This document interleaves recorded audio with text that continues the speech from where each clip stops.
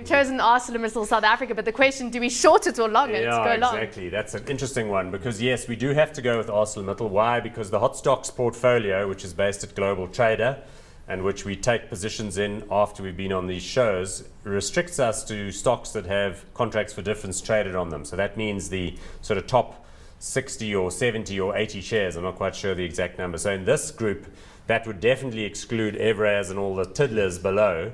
So we're stuck with ArcelorMittal, which is a market cap. Its depressed current price at around 13 or 14 billion rand. The trouble is exactly that. I mean, Ian. Yes. So we know we've got to be in this thing. So we're either going to go long for some kind of recovery trade, because it literally is trading at 29 rand. We're traded at 275. Yeah. So it's a reverse 10 bagger. Yeah. Is this the moment to jump in and buy them on a Chinese iron ore, steel recovery, or are we going to go short it because we think it could still go further down? I think it's taken enough punishment, so difficult to go short of it at this late stage. However, the market overall is relatively high, so it could lead the losses. But I really think there is some potential. You mentioned China, for instance. They are rebuilding inventories, and I think that is important. And I think we've got to keep an eye on the US. The fact that they are going to be energy self-sufficient within the next few years can be a terrific cost factor in rebuilding industry in the US. And after all, it's over 20% of the world economy. We just may see demand, overall industrial demand, being started from that side of the ocean instead of the China side. And so, yeah, it's a long chance, but it has to be considered.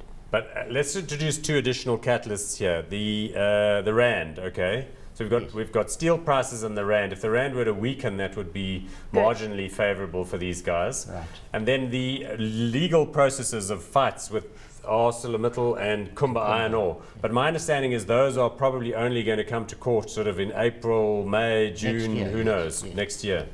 Because I'm thinking here about catalysts. We could have a long position in ArcelorMittal, but have tight stops. In other words, we say, look, we're going to see if there's any little bit of a bounce potential here. But, it's at 29. The minute it goes below 25, we're out. In other words, we're not looking to take big pain here. That would be the one way to trade it. But I'm just thinking from the point of view of catalysts over the next few months, how that's going to unfold is my concern. And you talked about, where the market's going from here, JSE, ALC, hitting record highs.